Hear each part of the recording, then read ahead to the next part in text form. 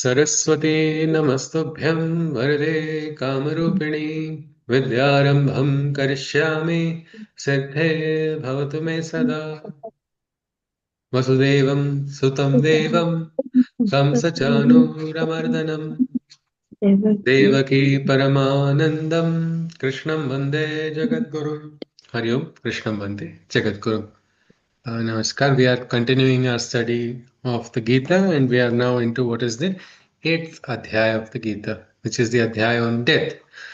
Before we begin, Shashi ji wanted to share something, some words of Sri Aurobindo. So I request Shashi ji, if you wish to, you can read it out. Thank Yes, you please. very much. Yes. Okay, so this is from Collected Works of Sri Aurobindo, and it's volume 36, pages 440 to 441. All right, just one moment, And Ji. Just one moment. Everybody, okay, the collected works of Sri Aurobindo that Shashi ji is referring to, they are all available in the Sri Aurobindo Ashram website. You can just type CWSA and the volume, and you'll find what she's talking about. The PDFs are freely available for all. Yes, please. right, thank you. Thank you. So here it says there are many ways of opening to this divine consciousness or entering into it. My way, which I show to others, is by a constant practice to go inward into oneself, to open by aspiration to the divine, and once one is conscious of it and its action, to give oneself to it entirely. This self-giving means not to ask for anything, but the constant contact or union with the divine consciousness, to aspire for its peace, power, light, and felicity, but to ask nothing else, and in life and action, to be its instrument only for whatever work it gives one to do in the world. It has become very soft, your audio, for some reason, Shashi ji. Sorry, apologies. So it says this self-giving means not to ask for anything, but the constant contact or union with the divine consciousness, to aspire for its peace, power, light, and felicity, but to ask nothing else, and in life and action, to be its instrument only for whatever work it gives one to do in the world. If one can once open and feel the divine force, the power of the Spirit working in the mind and heart and body, the rest is a matter of remaining faithful to it, calling for it always, allowing it to do its work when it comes, and rejecting every other and inferior force that belongs to the lower consciousness and the lower nature. That's All it. right. Thank you. Thank you very much, Ashiri. I think it is very much in the light of what we saw in the Gita.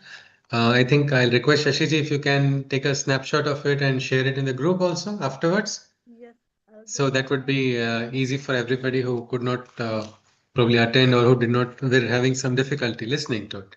But again, the very beautiful aspect Sri Aurobindo is talking about is this experience will lead us. The experience will take us. The power of the divine will take control of us. But we have to ask nothing in return. That aspect of asking nothing, nirpeksha, that is how our prayers should be. So, all right. Thank you very much, Shashiji. So, we continue now into what is the eighth adhyaya of the Gita. This is the Adhyaya on death. Everybody reacts differently to the news of death, isn't it? Everyone reacts differently, and Arjuna has suddenly reacted very differently. We see in Arjuna a sudden transformation. He is like, what is going to happen after death? And it is a very important question, isn't it, for Arjuna? Because he is now in a war field, and in that war field, death is standing on all directions. What is the journey of the soul after death? And before that, Krishna talked about somebody who is able to recognize that the Adi Agnya, the Adi Deva, who is this supreme one. If you are able to recognize the divine at the Prayana Kala, then he says moksha is yours. That is what makes Arjuna ask the questions about What is this Adideva? What is Adi Yajna? Let us continue. Krishna has told very nicely in the fifth shloka that Antakale cha mameva smaran muktva kalevaram yaha prayati samadbhavam yati nastyatra sanshayah. Meaning, Krishna says, let there be no doubts about this. Whoever, while leaving this Sharira, at the time of death, if he can thus focus be of traversing the unknown dreams, he shall have no fear, and to the Supreme, my consciousness will take him near. Again, what is happening to the body at the time of death? Body is left behind, isn't it? It is like the Kalevara is left behind. Then what is it that is moving on? Atma. Yes, Atma, yes, Atma, the Atman. And it is a Atma. very, yes, it is a very abstract aspect. But again, the final moment is the real test of a yogi, isn't it? Anybody has had the opportunity of seeing anybody in their last moments? Yes, Anybody? yes. Yes. I have seen my mother's. Ji, ji. Was it, when was it, ji, Maji? That is 2022. 2022. She was quite senior in age and Yeah, she was 87 or 88. Yeah. 87, 88. We can say a life lived, full life lived, isn't it? Right. But yeah, And how was the last moment? Was she calm? Was she peaceful? Or how was it? very peaceful and very peaceful. And I stood near her chanting Narayana Kavacham. Oh, okay. And it was a very, what we can say, there's this Mahamrityunjaya mantra, isn't it? Which says, Yeah. Trayambakam yajamahe sugandhim pushtivardhanam urvarikamiva bandhanat mrityor mukshiyamamritata, which talks about this. Who is that Mrityunjay? The one who has got victory over death. The one who has learned to live well. That person is the victory, isn't it? The one who is able to shed the life, like in this mantra it talks about cucumber. Anybody knows how does cucumber come into Mahamrityunjay? Antioxidants lead to immortality. Lots of cucumbers. Anybody? Yes, Shashiji. That is, Shashiji, your audio is not something is wrong with the speaker probably at your end. If you can just turn it off and on, maybe. Yeah. Let the stem, I think, about the stem. yes. How? Let What is it, Ji? Yes, him please. About the stem of the cucumber. Like Yes, it is, yes. yeah, it is going. Yeah, very nicely said. Yes, so it is not that somebody may in the modern day now everyone makes videos of secrets which can be revealed in 30 seconds and 40 seconds. So somebody may misinterpret the Mrityunjay mantra and market really immortal cucumbers. But that No, is not what this mantra is about. It is about how is, if you see a cucumber which is ripe, the cucumber is ripe when it is so perfectly ripe, you just have to touch it with a finger and you will see it separating very separately. effortlessly Yes. from the stalk. Yeah. Like that, like that. You focus, you meditate. I meditate upon that divine one, Trayambakam Yajamahe, who is the father, who is the nourisher of all living beings. Like the cucumber that separates so freely from the stalk. Because if you pull the cucumber early, before it's ripe, it will pull a portion of stalk with it. Only when it is perfectly ripe, it will celebrate, just like almost all fruits. So the example of ripening from life into death, like that, may I get free. Urvarukamiva bandhanar mrityor mukshiyam amrita. From the bandhana of life, let me become free and move ahead into that next stage. But only the yogi is able to control the journey. But the bhogi is never in control. The bhogi is in a state of frustration, state of anxiety. Why is this? Anybody? Yogis have special membership privileges. What is the reason? Anyone? anxiety because one doesn't know what happens the other side of the veil. Yeah, yeah. And The yogi, they have no fear of death. they have no fear of death. And again, they have nothing to lose, isn't it? And nothing to lose, and you are going to be in union with the divine. Yes, yes. Because yogis have actually, they say you don't have to ask even the cooler of the yogi. The yogi, and nobody needs to do a antim sanskar for the yogi because the yogi has already done it by letting go of all the attachments. But someone who is holding on to, say, something is very important, somebody who has extreme desire for power and control. In the last moments, the person will feel that power and control slipping away, isn't it? Mm. And then that would lead to anxiety, that would lead to a kind of like fish out of water situation. But Mm. somebody who believes this power was never mine will actually be all right. It's just another journey. Let me see what it takes. Where is it going? Young Nachiketas walked consciously onto the path and reached Yama's abode on his own. His father said, I'll give you to Yama. And he was such a Teja Punja young one who had a great, what we can say, Tapobala. He could travel, he could traverse to the door of Yama himself. And he did not have a fear. You know what he thought at that journey? That's very beautiful in the Shloka in Kathopanishad. He says that maybe Yama or the divine wants to achieve something through my premature journey. Let it be. Let me see what it is. Look at that. Look at that level of detachment inside.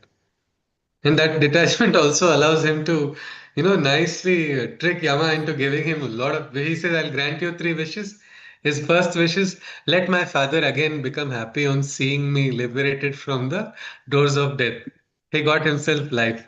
That was the first wish. Just look at that Viveka, ready to even use it in front of Yama. So there's no fear. There's no fear at all. And that is very important. Somebody who is having so many attachments, continuously running after this, that in the last moment. I actually know of somebody who was fighting for a property which should not go to somebody because that person insulted that person. And the teeth have fallen out. But this person should not remember. This should not get this. I want to ensure this. It's all right. It's all right. You can become calm and peaceful, isn't it? But no, that does not happen at all. Like I said about one great sadhika, Kusumben of Shirvindo Ashram, she was conscious. She was conscious of her last moment that she was like, I did not want to even have any debt unfulfilled of even the people who were nice to her because she became an ashramite and she left her entire what we can say, no attachments at all. Yet she felt a lot of people have been nice to me in this birth. Let me meet all of them on my and she met all of them. She was a perfect host. She went, she talked after, looked at everybody, saw to that they are eating the best food. Is the food all right? Did you like it? She talked so nicely and sweetly. Nobody imagined. Of course, she was very senior. Everybody was like she was so frail, so senior, and so old that it was almost accepted. And she would also joke about it. She says she would. I remember her telling, "आजकल लोग पूछते हैं, आप अभी भी यहाँ हो? Are you still here?" Because they're asking. Because she was working till her last moment, and her memory and intellect was so sharp. But look at that, because a yogi does not leave any loose ends. The yogi knows how to move ahead. The yogi has that knowledge. And that is something because we all are born first in this world and then we have some debts. Sometimes we can repay, sometimes we cannot. But the yogi is absolutely free of everything and so is having no unfinished stories. It's like ready to move and let divine complete what story has to be completed. That's not my responsibility to manifest everything. So the yogi is free, is what Krishna is saying. And that is why there is no fear at all. Let us go now. Yeah. Let us continue. Yum Sir, yum. I would like to add a Yes, sir. small portion here. Yes, please, sir. Death से जो fear है, of course, detachment is a one big thing which you have. You don't fear death. Yeah. But मैं मतलब मैंने जो पिछले अपनी personal बात बता रहा हूँ. जी सर, जी सर. सेकेंड सेक्शन उसका, one is detachment and part be what I thought कि एक दिमाग को ये भी बताया जा सकता है जी. कि जहां हम जा रहे हैं वो यहाँ से बेहतर जगह है. Yeah. Yes, So, yes, yes. your mind can be like relaxed. कि Yes. जैसे, it's a better place where you're going. Absolutely, So, absolutely, absolutely, sir. yeah, I had written this is, one poem actually about death being like an angel with a lover's rose. She is standing every second she draws close. She is only somebody who knows to kiss her right. She really reveals, she releases them without having a fight. So when I wrote that poem, my grandfather was so happy. He went to the newspaper agency and said, "This poem must be published in the paper." And it got published. And he said, "I lost fear of Yama. Now I think there is an angel waiting for me with a rose." I don't know if my grandmother liked hearing it or not, but this was something which was very, that's a nice thing actually, isn't it? It works, whatever works for us. Unless we get some experiential wisdom, we can also understand maybe it might be actually a better place. Why not? But the fear aspect is not required. And most of the times people shed tears because of their own attachments only. They try to claim it is selfless, but it is actually selfish many times. The tears also. That is why many times when somebody passes away, it is better not to shed tears. We will see in this Adhyay why. Not to shed tears immediately, at least for the short period of, you can say at least 13 days, you keep quiet, control, bottle your emotions, because that soul has to move forward, isn't it? The onward journey has to take place. When I was first told this, that everybody cries for themselves, I thought, no, this is not, some tears are selfless. And that's what my teacher had told me. Guruji had told me that, and I was like, somewhere in my head, okay, it may be true, but no, sometimes people have very selfless tears also. But what is really Nirpeksha Ashru is a different story that comes out there also without any expectation. But when my friend came to know about my friend's mother passed away, and he called me that night because he wanted somebody to talk to, and I went to him. There I saw him having some tears, and I said, "No, this is a young boy actually grieving for himself. I don't think it is a selfish, it is this selfless only." That was my entire hypothesis or understanding. So he talked to me. She went too soon. She should have done this for me. She has not done. All his statements were like that only. And that also I thought, it is understandable. All right. And when all the guests went at night, I was still there. I was like one of the last people to leave. That time he came close to me and asked me, "Do you think she'll become a ghost and haunt me?" I was shocked. I was shocked. I said, "Who are you talking about? You're talking about your own mother. What kind of thought? All life, somebody who has never troubled you. Do you think after life she's going to trouble you? What is this thinking? It is not required." But then I understood, see, this is somewhere in the human nature, like even Sant Ramdas Swami has told, Mare ekatyasa duja shoka vahe akasmat tohi pudhe jata hai. Meaning when one person dies, for that person the beloved cries. But even the one who is crying doesn't know that that person also is going ahead, isn't it? Isn't it? That understanding Mm. must come. That is something. So here Krishna says, Yam yam vapi smaran bhavam tejatyante kalevaram tam tamevaiti kaunteya sada tad bhava bhavitaha. Oh Arjuna, when the physical body one leaves at the time of departure, whatever one believes, that idea which is strong in his final contemplation, he takes that form and object of his imagination. This is very interesting. What is there in the last moment of that individual?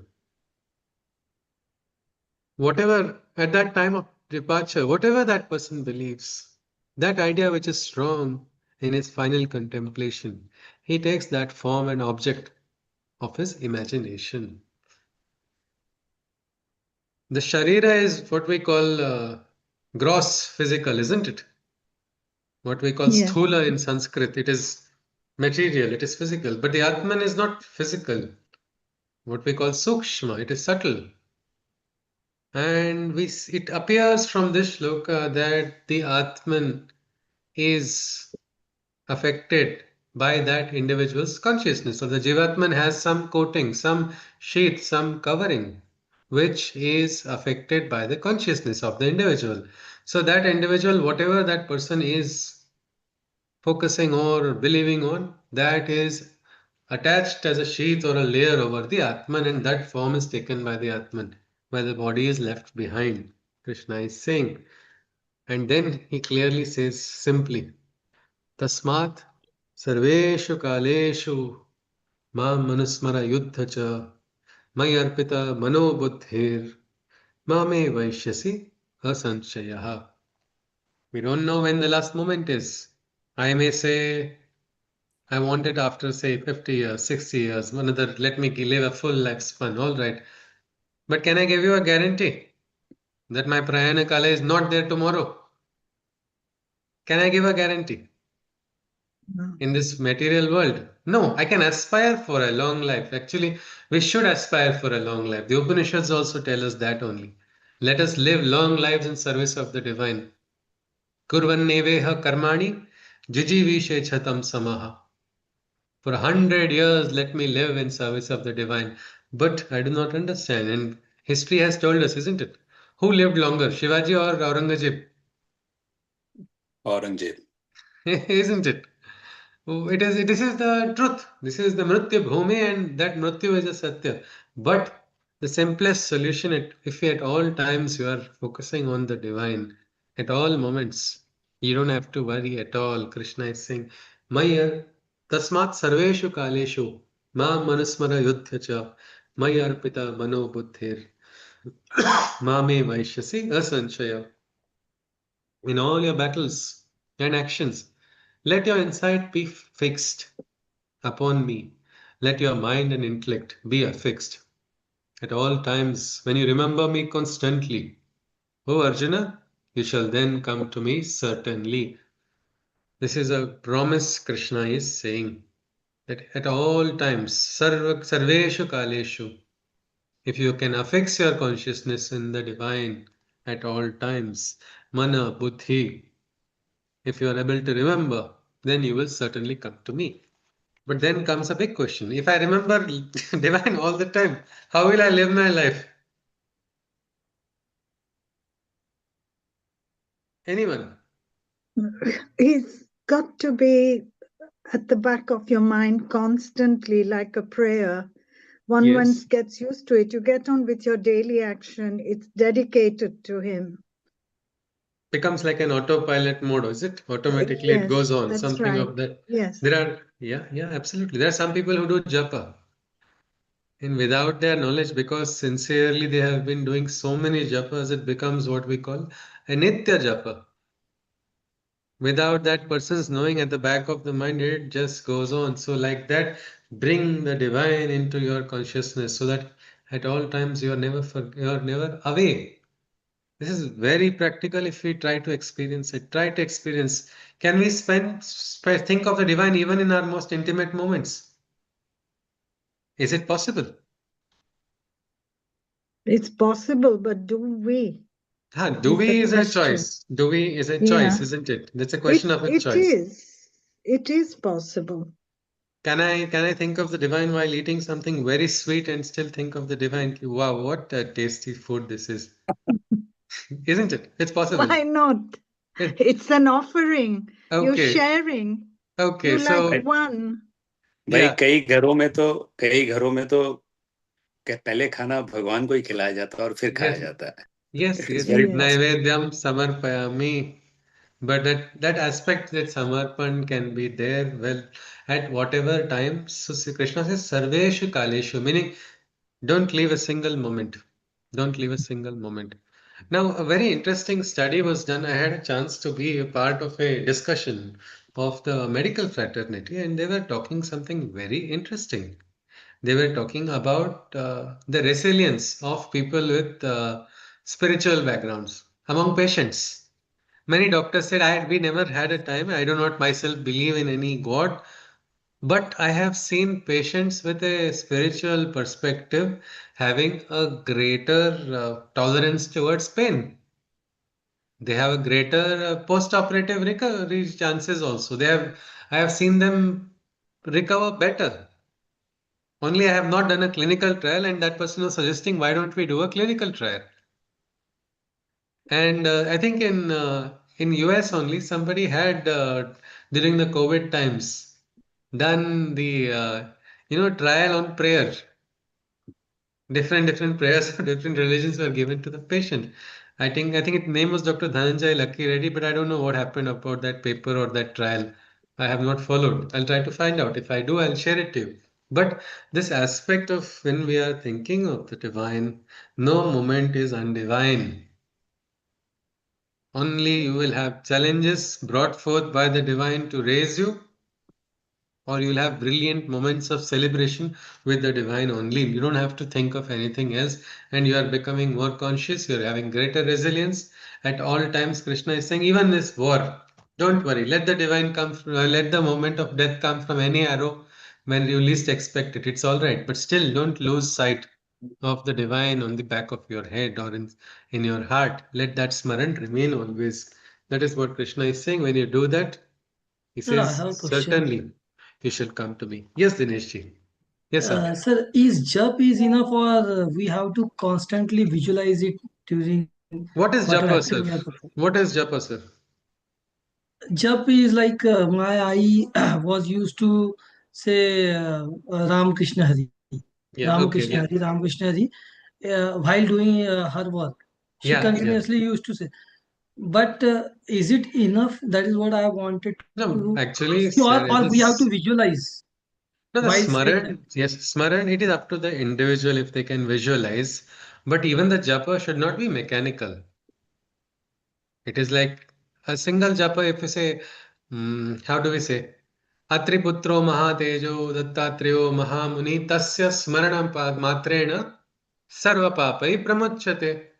The smarana of the divine alone is enough to wipe away all the sins. Now, what is the japa? Japa can be anything, isn't it? Does the japa have to be in Sanskrit? No, No. Can no, it be? Can it be in any regional language? correct. Can it be in It's any international language? Yes. Can it be a non-language? Yes. it's Isn't Shraddha it? what This matters. Shraddha is the important Yes. aspect in the japa. If the Shraddha is there, as per the swabhava of the individual, visualization is there, greater, wonderful. I shared an audio of late Venugopalji, one of the most that moving shloka explanations I have ever heard. And he was the one who saw Krishna as a joker. In his last moment, before his last moments, once he had an accident and his leg hit some bucket and he got a fracture. And he said, "Oh, that joker today troubled me a lot." I was very surprised. How can you say that? But I didn't have the authority or adhikara to tell me, "Sir, please don't say this." And then it was very interesting when he declared it in the group. There also, I cannot, my adhikar does not allow me to. That is his personal relation, as long as it is not done with disrespect. And so we can remember the divine whichever way Krishna has told us for the Shraddha. The knowledge also will come to us. If I understand something, I aspire to visualize, it is brilliant. Let me aspire. I just don't want to hear. Darshan do ghansham nath mori akhiyan pyasi re. My eyes are thirsty now for the darshan. You can aspire for that. It is not wrong. But does not mean everybody has to get the darshana only. The smarana has to be there. That link has to be there. What we call yoga yukta. Munir Brahma, who is in a state of oneness with the divine, will realize the freedom, which is an absolute freedom. It is actually a freedom. The freedom that the soul experiences. It's like not just one, it's in all degrees of freedom are experienced by that soul who is liberated. So, for that reason, let us remember that is all it is said, Dinesh ji. Thank you, sir. Thank you, sir. Thank you. So, here Krishna says, Abhyasa yoga yuktena chetasa nanya paramam purusham divyam yati parthanuchintayan. O Arjuna, by regulated efforts of consecration, with a devoted mind focused in concentration, when one practices yoga seeking the union divine, he merges into the supreme consciousness of mind. So Krishna is saying something very beautiful. Abhyasa yogena, Abhyasa yoga yuktena, meaning by practice, isn't it? Krishna has told that, no? Vairagya and Abhyasa has two ways to tame the mind and raise our consciousness. So, by regulated efforts of consecration, with the devoted mind, focused in concentration. The mind is absolutely focused. What we call ekagra, the entire focus of that individual at that point. I think it's like when we sit for meditation, many times our mind goes here and there. That time, if you want, just imagine and visualize Krishna in dhyana. What a sight that is. It is said even his the hair on his body will not move. That much silence is there everywhere. It radiates. That piece you can probably try to focus upon. When one practices yoga, seeking the union with the divine, he merges into the supreme consciousness of mind. So we have to consecrate our actions. So as Dinesh said, should I visualize? Yes, I can visualize it. But if I don't visualize also, whichever way I'm able to offer and try to connect with the divine. One very beautiful story was there when I was in school. I had heard about it, of a juggler who wanted to offer to the divine prayer. So he goes to the temple, but the boss has never learned how to pray. So he decides, what can I do? He says, I can only juggle. So in front of the Aradhya, he starts juggling.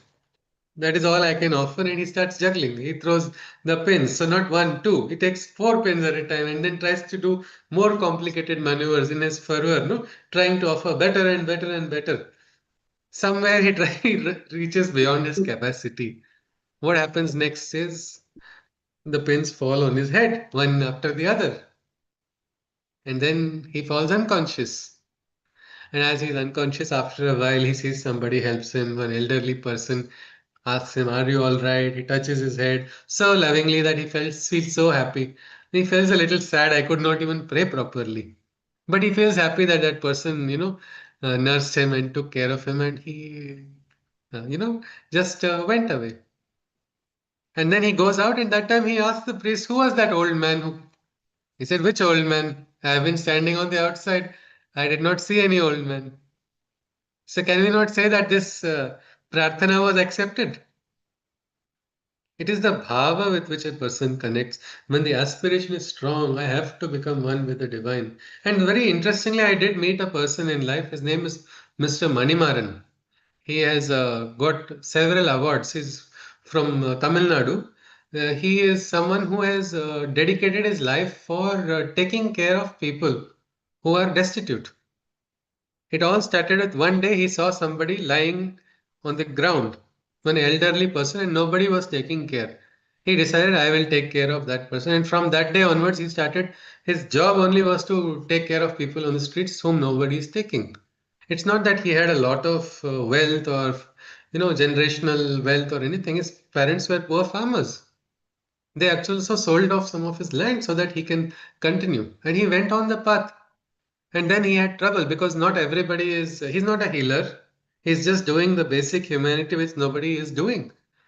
That time there would be cases of people with worms, they call puru in Tamil, that they are in the body and he has to remove that. He learned how to clean it, all of it. But one person was in so bad shape that by the time he just reached there, that person passed away. And then the police put a case against him because he is responsible and he had so much troubles. They said, you are not allowed to touch anybody now because you don't have a degree. That did not stop him. He started learning how, and he got a degree in correspondence. And then officially he became a nurse and he continued his journey. And that time he shared one of his experience when I just asked him. He said he had gone to the Himalayas. There also somebody had left someone's sharir there. Nobody was allowing that person to do the antim sanskara because of some bheda or jati or something. He decided, I will do it. He did it. And then the people came and hit him. They hit him and then they left him to lie by the river. At that time, he saw someone coming and that person helped him. That yogi even gave him a small medicine bottle. He said, anybody who gets wounded, you use that. And that medicine bottle, he said, it was helping him in the most worst cases. He would apply a little bit of it and use it very carefully. He says, still, I don't know who is that yogi. Means these are moments, these are things which we don't understand fully. Nobody understands the concept of death entirely. It is a metaphysical truth. How will you verify it using the physical sciences? We can't. But instead of trying to verify or not verify? Can we not choose our attitude in life? Let us think of the divine. It's so simple as that. Just let us think of the divine and proceed. Krishna says, Sarveshu Kaleshu. Whether you have Shraddha in Krishna's words that he will liberate you, he will take care of you, or if you don't have Shraddha in these words also, you want to live a good life, isn't it? Where you are conscious, you're not going to get disturbed. For that reason, at least you can move, because Krishna says somebody who truly aspires becomes one with the divine. And what happens there? There the realization comes, what we call the anubhuti. Different experiences are got. Has anybody heard of these NDEs or near death experiences? Yes. Anyone, if you would like to share something about that? I've heard about it, and I know Okay. that there are a couple of people come to mind. I think it's Ron Moody and Elizabeth. I forget Okay. Elizabeth. Her All second right. name begins with a Okay. K, but they were in the medical field, and They were trying to document she's it. yes, and they did Okay. of children as well. All right. But in anybody has come across anyone in their in life having such experiences? Anyone? No. No? Yesterday in the newspapers, one Yes. person, yesterday in the newspaper, one lady was in coma for few months. And she was, and then the doctor said that she's written her off. Then she's dead now. Now there's no chance of her living. So the husband took her to the taking her to home in a ambulance, and suddenly it came in, ran into a gutter, and she got up. Maybe that is Oh, a. Uh, okay, okay. Yeah, maybe yeah. for her it Yes. may be a near-death experience. She was in coma for 1 month, and then the doctors wrote her off. She's not dead. She's not alive anymore.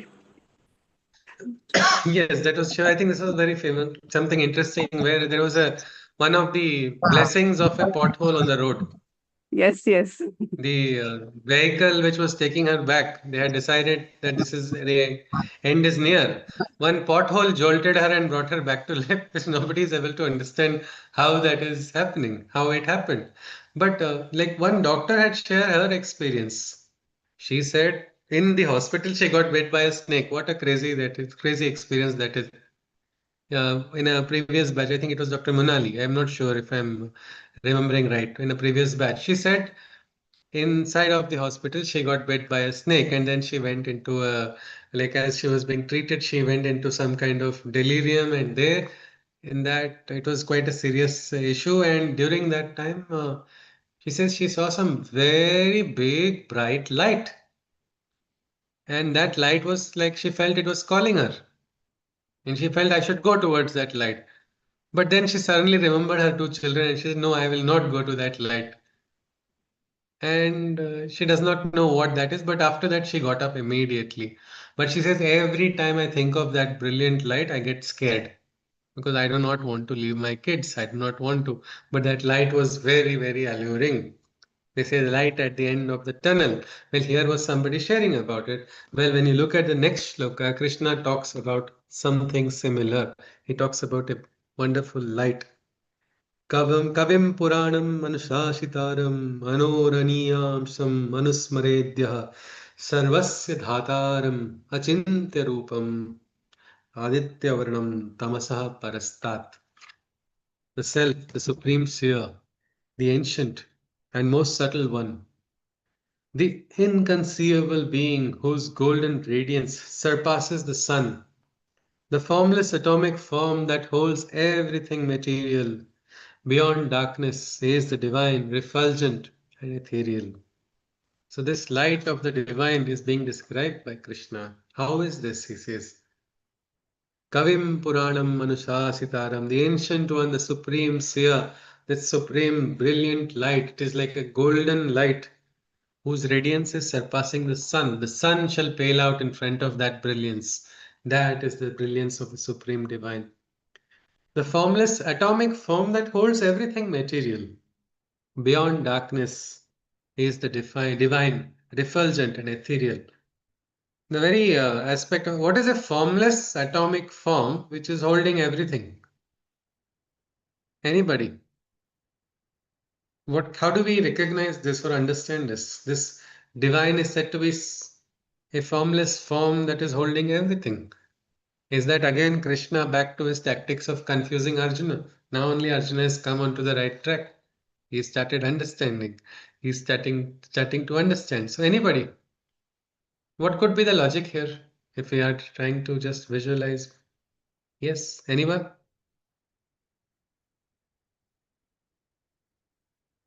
As Sukshma as an atom, is that what is being said? Yeah, As tiny as Sukshma as an atom, and yet so wide and so so vast that holding everything. Means either you know what is Sukshma and what is vast, isn't it? But this is both Sukshma and vast. Maybe How do, this is what we learned in chemistry. Like there is atom, electrons, protons around it, hmm, and which they are very so small we cannot see it. But yeah. the bonding of these all atoms Huh. brings together in a different way, and the materials are formed. Okay, Maybe okay. Yeah. maybe something like that. I think. Okay. Wonderfully said, actually, Dr. Dhananjay ji said very nicely. If you see the atoms, when the atoms were discovered, what was said about the atoms first? Smallest, smallest entity which cannot be divided further, isn't it? Yes, undivisible. Yeah, indivisible. Yes. Say I have one piece of cake, one piece only. Maybe I can share it with Pallaviji and Shashiji, isn't it? But if I say I'm sharing that one piece of cake with 15 people, it's already so small.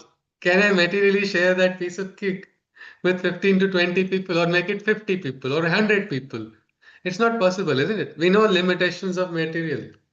But look at this. Even the atom, which they said was indivisible, first got divided. They divided into what? Protons, neutrons, electrons. Then they said nothing below this, nothing beyond this. Then they went further inside as quantum physics advancement started going ahead. Then they said, no, there is something beyond this. Then they started going to the level of quarks. And people said, yes, final, this is quarks, nothing more than quarks. So quarks are too small, nothing beyond that. Then they started dividing quarks only and they are classifying quarks, up quark, color quarks, different quarks. Nobody is able to understand how can you keep going further, further, further. But as you go inside and inside, you see there's a world inside of a world inside of a world. I mean, it's like it's impossible to given like I said, small piece of cake divide among 100 people. But here in this world, there's something which is inside of the inside, and inside it just goes on and on and on. How do we understand it? Well, that is a Brahman. That is the supreme Brahman. That is what Krishna is talking about. That Brahman is also brilliant, like a Hiranyagarbha, brilliant like the sun which is so radiant, refulgent, golden. And Sant Tukaram had very beautifully said in one of his awakened states of understanding. He said this long before these quantum discoveries took place. Anu Reniya Thokada Tuka Akasha Evoda. Smaller than the Anu. Anu was the name for atoms. And there was something known already. Then not only Anu, smaller than the Anu, smaller than the Renu, which is smaller than the subatomic particle. And then what does he say? Tuka Akasha Yoda. Tuka is wider than the skies. Means Tuka is himself. When he was right his Abhanga, he would mention like, as a third person he would speak and he would call out his name only. Like he is telling to himself, it is like telling to the world. So he would say, oh, smaller than the Anu, smaller than the Renu. Oh, Tuka is wider than the skies. What is the meaning of it? He's talking about the consciousness. So that is the brilliant Other consciousness. Yes, sir. other other meaning of tuka is it is broken down to ka Ha, means you, why why? you Why why you? you. Why So are you holding on to your he individual asking the ego? god. He Yes, yes. asking the god why you are so big Ah, like I. Tukaya. Yeah, that's also nice. That's a poetic, beautiful. Like he used that poetry so nicely. Tuka Akasha Yoda. Why are you so wider than the sky despite being smaller than the smallest? We must have heard, no? Pendite Brahmandi. in various regional languages, the same what is there in the microcosm is also present in the macrocosm. It is like a reflection. It is something like that. So this is what Krishna is talking about, a divine which is refulgent, which is ethereal, and it is brilliant, golden like the sun. Prayana kale manasa chalena bhaktya yukto yoga balena chaiva bhruvormadhe pranamavesha samyak satam param purushamapaiti divyam. So in that prayana kala, Krishna again tells about that moment. He who at the time of departure engages in my deliberation, his soul is powered with the force of his firm devotion. At the mystic seat between the brows, by focusing his concentration, he can verily attain my divine and supreme realization. Once more, at the time of departure, who is engaging in my deliberation, who is having the chintana, who is thinking of the divine, his soul is powered by the force of his devotion, meaning this bhakti or whatever is there inside of the individual that adds some kind of fuel to that soul. It is like fueling the journey. It is adding force.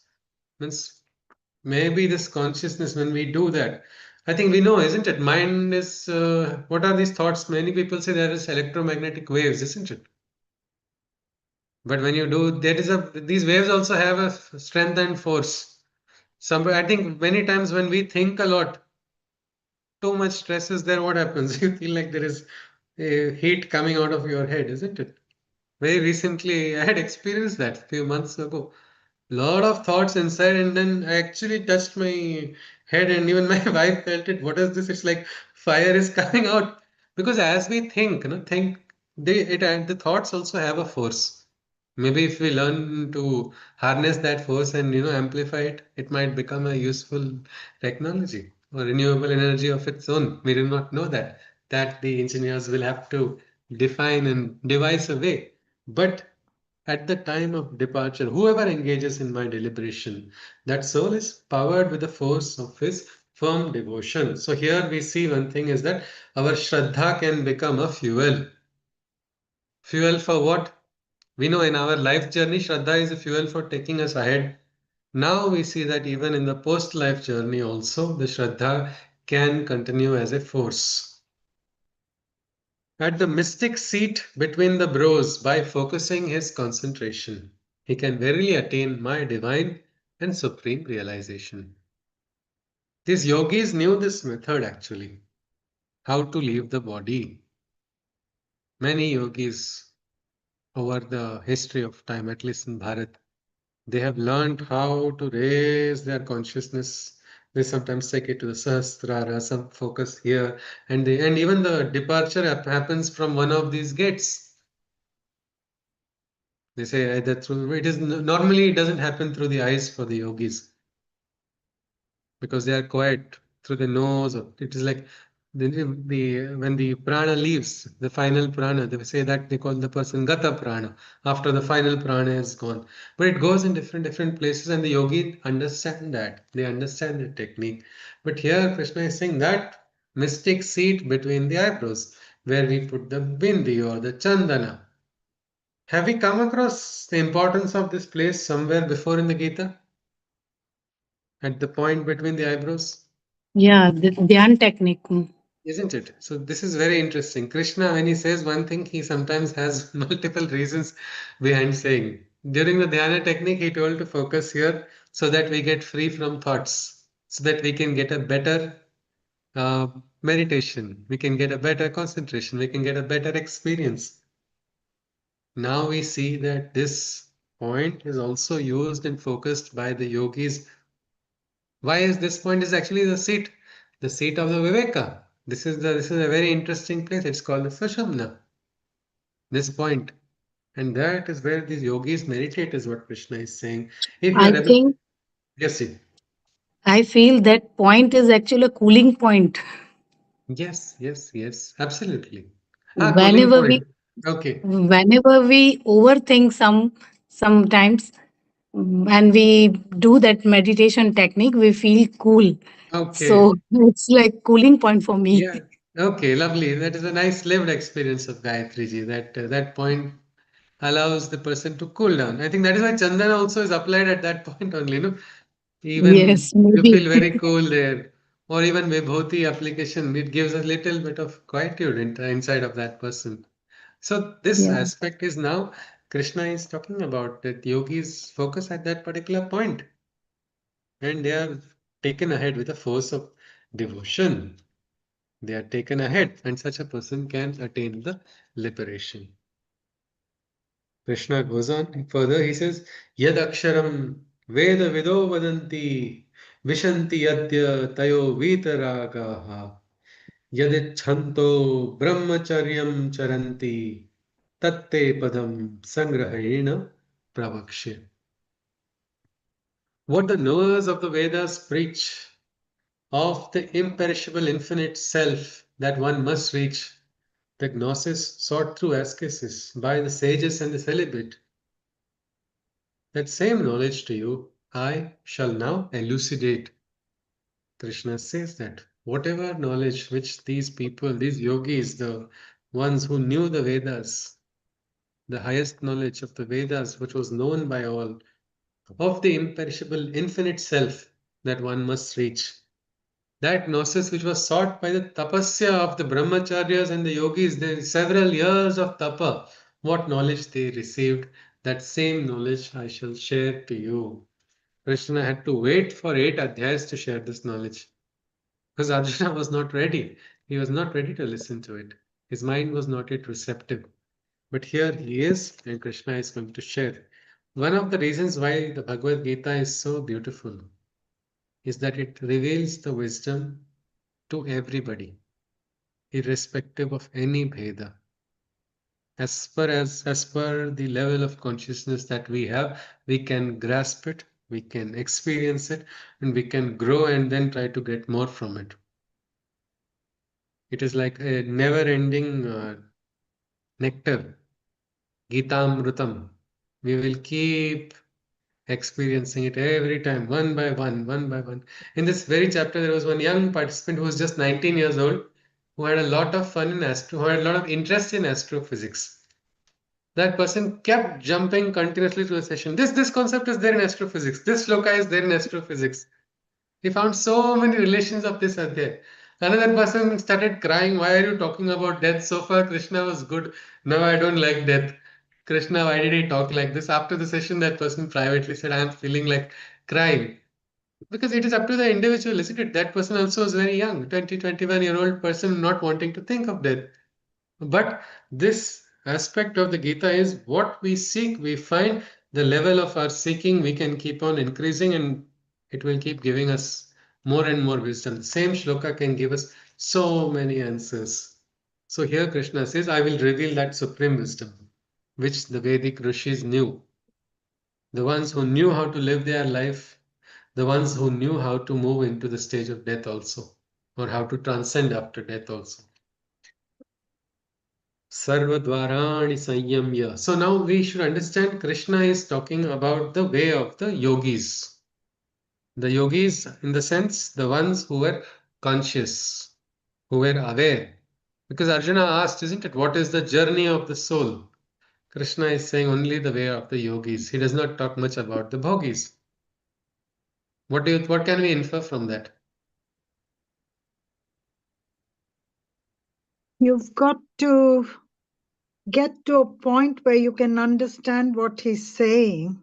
Or become a yogi ultimately, because that is the only predictable route. Yes. Elsewhere you are in a mercy of your own desires and your own, the journey is not so, but ultimately all, as Krishna has told, all the souls have to go towards the divine.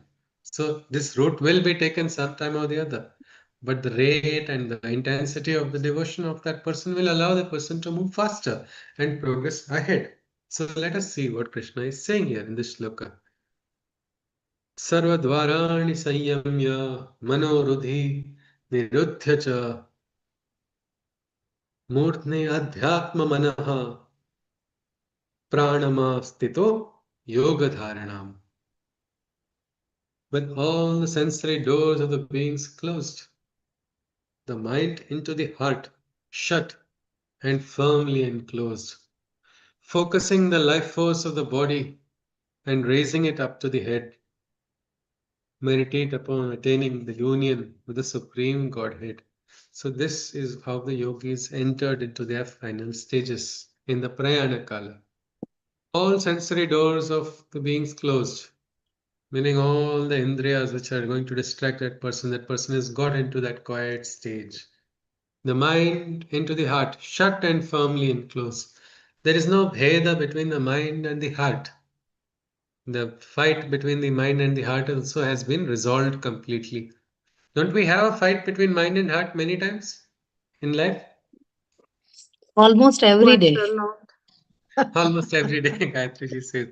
Mind says something, heart says the opposite thing, and we are confused.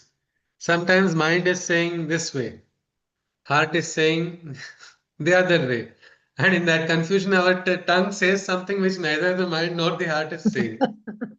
We get in trouble. When there is a fight between heart and mind, Yeah. tongue go to on strike. Yes, no, no, I'm not listening to both of you. I'll do something else only. Isn't it? Yes. But the yogi has now resolved all of these internal conflicts. This is to remain. What mana? Who is going to? Can a medal be given to a yogi? A medal of appreciation. Wear one medal. Will the yogi come What up will and yogi will will be detached from medal also. yes, yes, isn't it? Same way, insults also we shouldn't make a difference. The yogi is in that Actually. balance.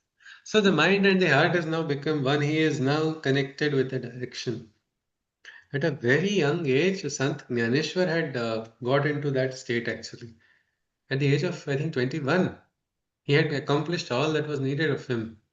And he had become conscious of that his this journey is complete. And then he started withdrawing. Everybody was so surprised. The entire village would call him Mother, Mauli, Mauli, Mauli, and everybody followed him.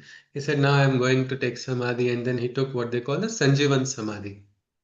And the place where he has taken Sanjivan Samadhi, on top of that, a Vruksha has also grown in Arandi.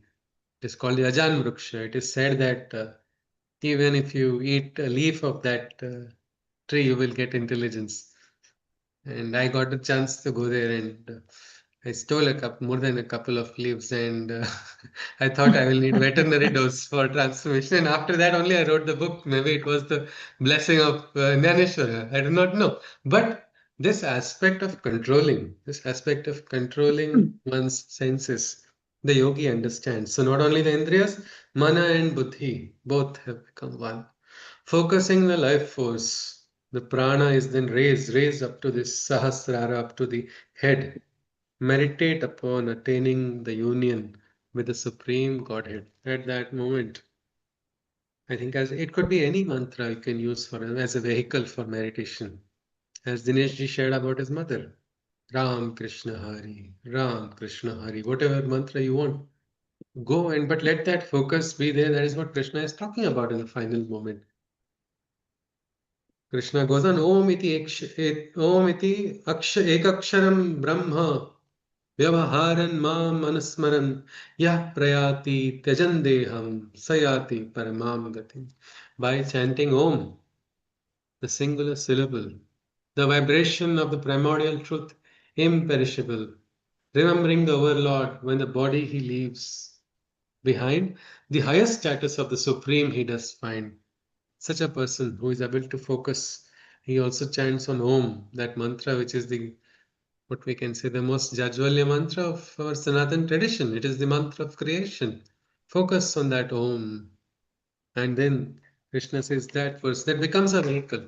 Many times Om is like it is called a pranava, isn't it? It is what is this pranava? Or it is like it is said in the beginning and also at the end, isn't it? To start the mantra, to complete the mantra. One mantra Yes. begins with Om and then it ends with Om.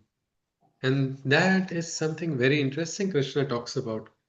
This yogi is able to focus all the other senses, probably in his seated position in Padmasan, maybe all indriyas in control. the life force elevated up to this particular sahasrara and the chanting of the mantra. Krishna goes on. In the next shloka, we will look at the 14th shloka. Ananya chetaha satatam yo mam smarati nityashah tasyaham sulabha partha nityayuktasya yoginah. He who practices yoga with an undeviated mind, striving to merge his consciousness with me, him you'll find, in whose memory my remembrance never does cease. He, O Arjuna, can attain the union in me with ease. So it's not so complicated. If your smaran is always there, you really don't have to worry. We talked about Tukaram. He was always thinking of the divine. Ram Krishna Hari, same thing. He was always doing. Vithala, all just japa was going on. It was continuously going on throughout his life. The last moment he had a very beautiful experience of the Vimana coming for him. It was so easy. It was like a special journey. And his punya was so much that he invited his wife also. I can also take you to this abode. She said, I don't want. You go. All life she was his opponent. Even in the last moment, he was granting her by his good virtue because a yogi can raise the entire household with a tapasya. That much is there. That much punya a yogi can attain. So he was offering, I don't like your Vithala only. She was always telling, I don't like your Vithala. He's like this. I don't worship him at all. So she refused in the last moment also. But look at him. That state, it was like they say he reached what we can say Sadeha Vaikuntha. It's a very interesting. There's a place where he is said to have attained that Sadeha Samadhi. This is very interesting. In Bharat, you will find in so many places. Somebody will say, what is this? This is breaking the laws of physics. I don't understand any of this. This seems to be superstition. Well, in the south also, we have somebody called Ramalinga Swamigal or Vallalar. Has anybody heard of him? He did what we call dematerialization of the body into a light body. And this has been written by a British person only. The Britisher wanted to disprove this superstition and he came. When it was decided that Vallalar was going to take that samadhi, it was into that light. It was already announced that he is now going into, and there was just one single room. No exit from that room also. He went inside. Everybody had gathered and this British person also was present. This I do not know, the administrative official. He had come specifically to dismiss everybody's superstition. He was shocked because he saw somebody go in and nobody came out and nobody's inside. And I had the chance to go there and I really was very curious. Was there a hole somewhere or could someone go out? I sat in front of that room because one friend was supposed to meet me. That person forgot to come or something. I had to wait for nearly 1 or 2 hours. I thought, let me sit here only. For some time I sat there and it was crazy. It's a small room. Nobody can come in or go out. And it happened, and the British's writing is there. He has written that this is what has happened against his will. He did not want that to happen. But look at that. That is something which is very special in this Adhyatmic Marga of Bharat. We can say every state, go to every state, go to a village also. You will find such experiences of realized ones. Krishna says these people easily attain the union with the divine, meaning it's not so difficult as we think, if we are totally connected with the divine. Krishna goes on, Mamupetya punarjanma dukkhalaya mashashvatam napnuvanti mahatmanaha sansiddhim paramam gataha. Those liberated souls, after having come to my door, descend not into the mortal birth once more, and return not to the mortal world transient and full of pain, the higher state of perfection they verily gain. We'll just stop here at this point. Krishna says, these liberated souls, they come to me and then they become one, they become free from this cycle of punarapi janama, punarapi marana. They are liberated from all the pains of the worldly existence and they attain the highest state. It is something very interesting because some of the yogis did not want to get the liberation also. Even Tukaram had told that I don't want liberation, I want to come back again and again. Tukamane amasi, sukhe ghalave, garbhavasi. Give me another birth in this world. I will. It is all right. I can embrace the pain, but I will get to love the divine better. Or there's a beautiful bhajan, Kamodini Kaya Zane Parimala. What does the lotus know of its beautiful essence and fragrance? Only the Brahma can understand, isn't it? Just like that, what does God know how it is to love the divine from the mortal perspective? Let me come back again and again. I can embrace the pain. That is what some have proposed. But here Krishna tells that these beings who liberate. Sometimes then there are other realms of one thing. We'll look at the next shloka and we'll stop at the 16th shloka. Brahma bhuvana lokaha punaravartinorjana mamupetya tu kaunteya punarjanma na vidyate. Even the beings of Brahma's most perfect planet and all other worlds are to rebirth subject.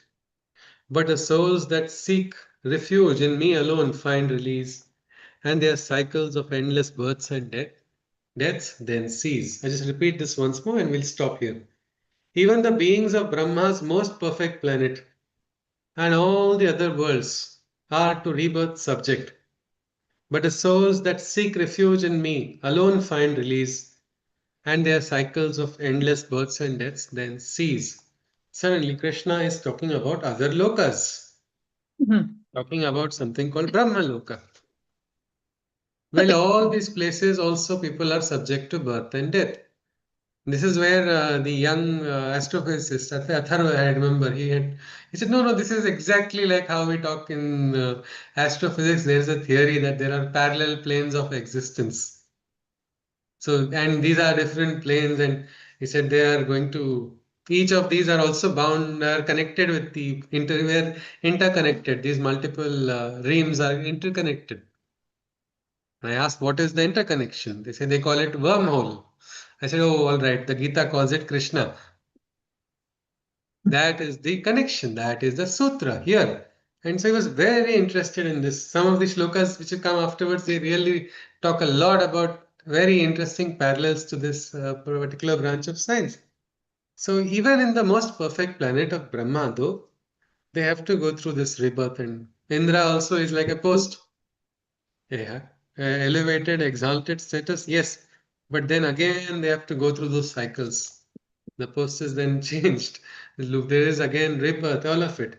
But these souls, Krishna says, who have completely realized, those souls that have become one with the divine, they become free from these cycles. That is why there is a rat race to be born on the earth. All the divine deities also, because here it is like you can burn your, like burning calories, you can burn your karma also very quickly on the earth, much more faster than in other places. That is something very special about the Bhuloka. That is why sometimes the devas also seek and aspire to be born on the earth, because that is where the maximum evolution can take place. So I think with this, let us stop here at 16th shloka. We will just see the 17th shloka onwards about how the just like how when there is a rocket that is leaving the atmosphere, isn't it? That rocket that is leaving the atmosphere of the earth requires a particular velocity. I think they call it the escape velocity, isn't it? That much momentum has to be gathered. And that is affected by what? The position of the earth, the position of the other planets. All these factors play an important role for when you are trying to decide a launch of a particular rocket. Just like that. But how? What is the weight of the rocket? Anybody? From few In kgs several to tons. Tons, isn't it? Several from few tons. kgs to several tons. So when it is, even though several tons in weight, that is getting affected by the position and momentum and so many things. What about the weight of the soul? How many tons is it? Or how many? It is sukshma, isn't it? It is so Zero. subtle. It is so subtle.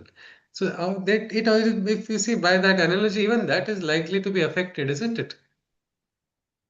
It is likely to be affected by the planetary position, by the tilt of the Earth's axis, by what is happening in the celestial level. This celestial journey also is probably affected by that, and the yogis are aware of it.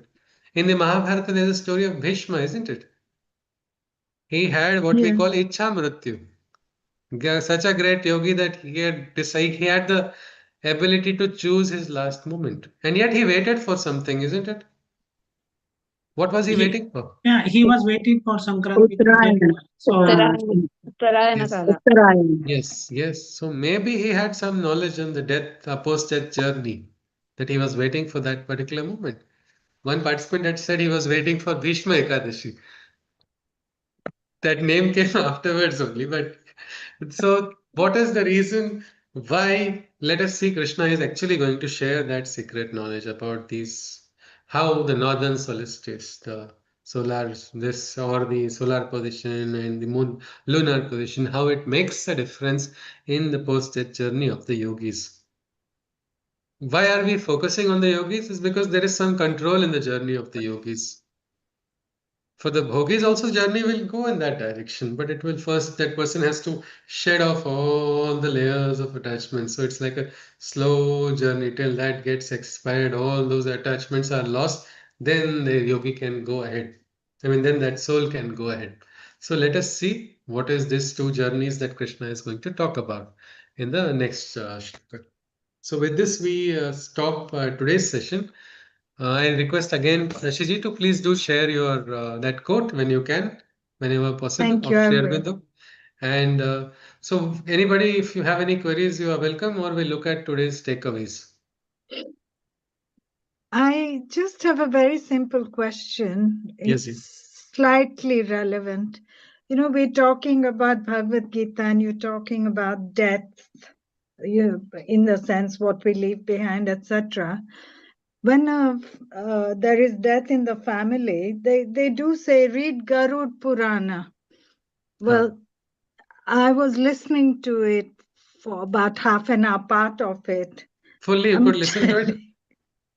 I did half an hour, and Okay, it was an audio, and okay. I'm telling you, it's like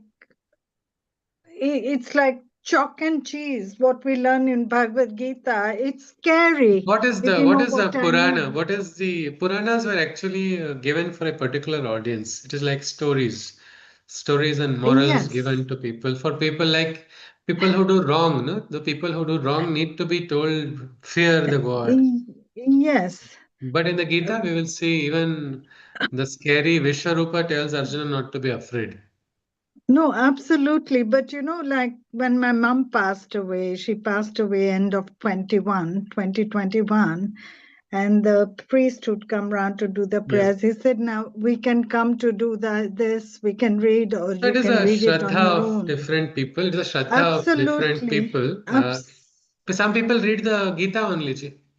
But I was going to say Yeah, that yeah. half an hour was enough. I'm not listening to that because it can agitate one. No, But I but was just somebody who has listening. Shraddha in the Garuda Purana will feel, don't talk bad about Garuda Purana. No, So, yeah, absolutely. yeah. But So we will not, we let everybody, let people are free to choose what they want to read. But I know some people absolutely. read even Savitri of Sri Aurobindo.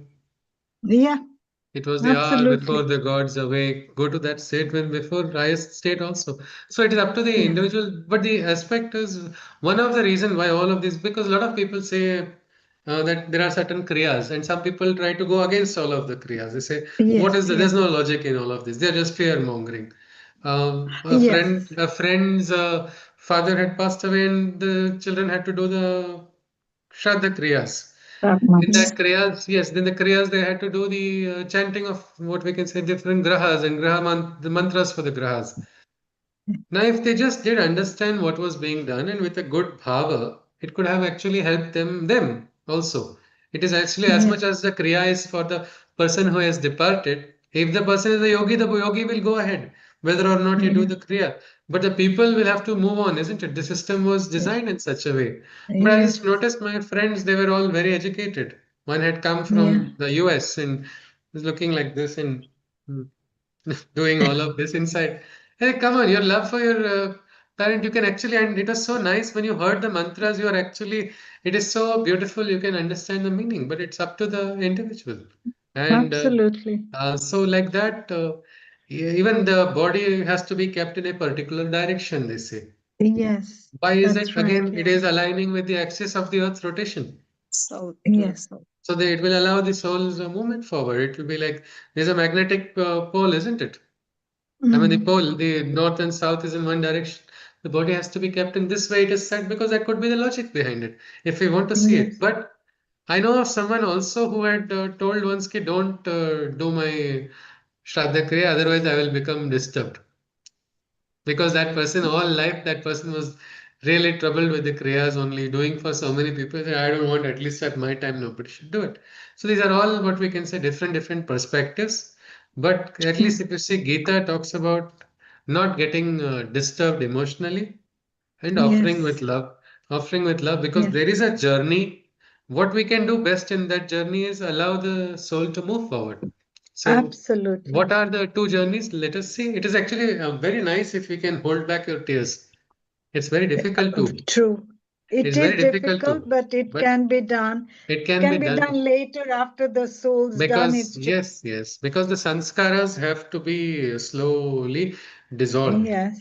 And if you Yes. still very strong emotions you hold, it does soul is not the delay the part. journey. It delays the Yes. journey. Absolutely. Yes, Yes. Ji. Absolutely. Thank you Yes, for that. thank you, Ji. Much All right. appreciated. Yes, Ji. Thank you, Ji.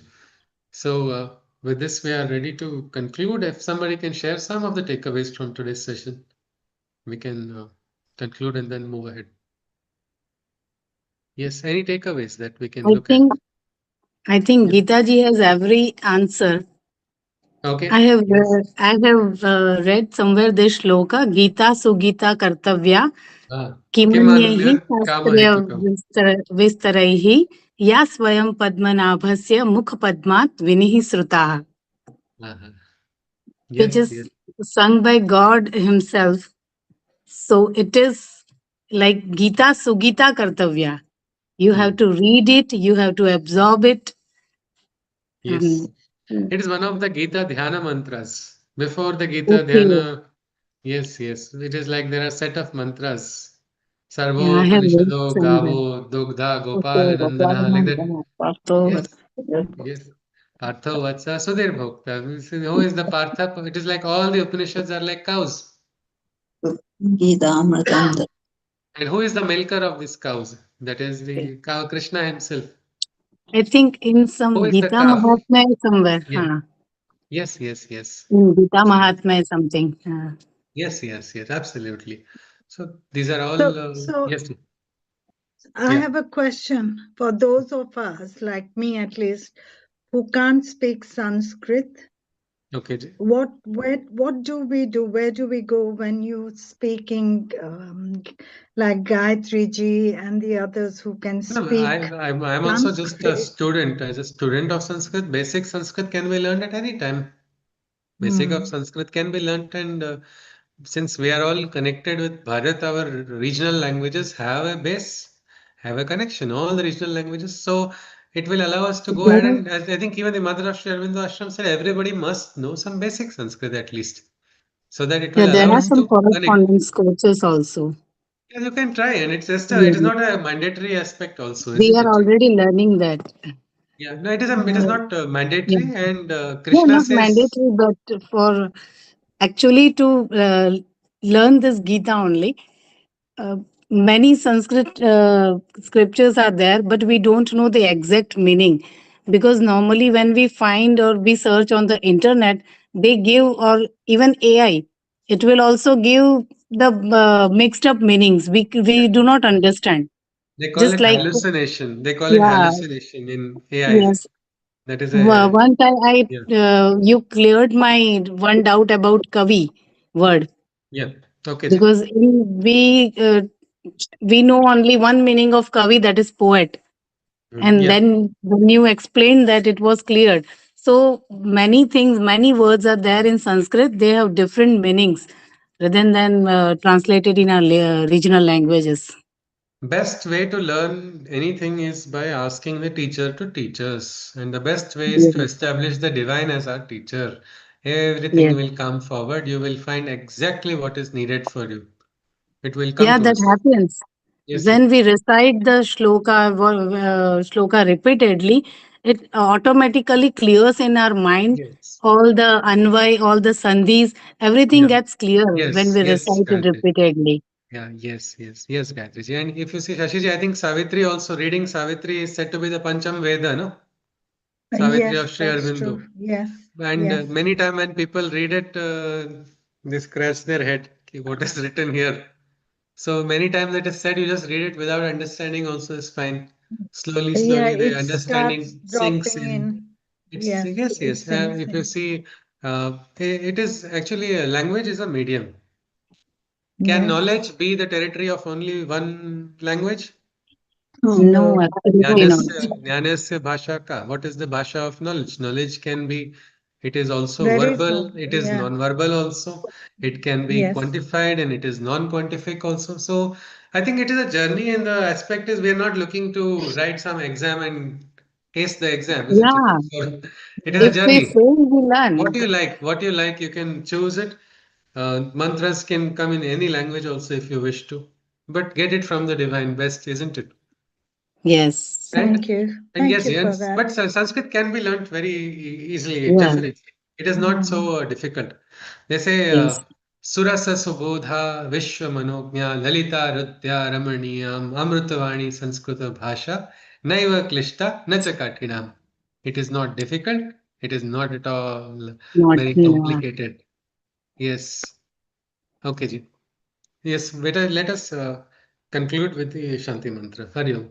It's Hari Om. सर्वे भवन्तु Bhavantu सुखिनः Sukhina, सर्वे सन्तु निरामयाः सर्वे भद्राणि पश्यन्तु Pashyantu मा Ma कश्चित् Dukkha दुःखभाग् भवेत् Bhavet. Hari ओम् तत् कृष्णं वन्दे Hari Om जगत् Tat Sat.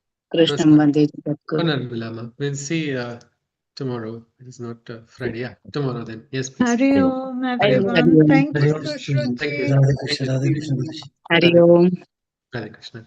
Hari Om. Hari Om.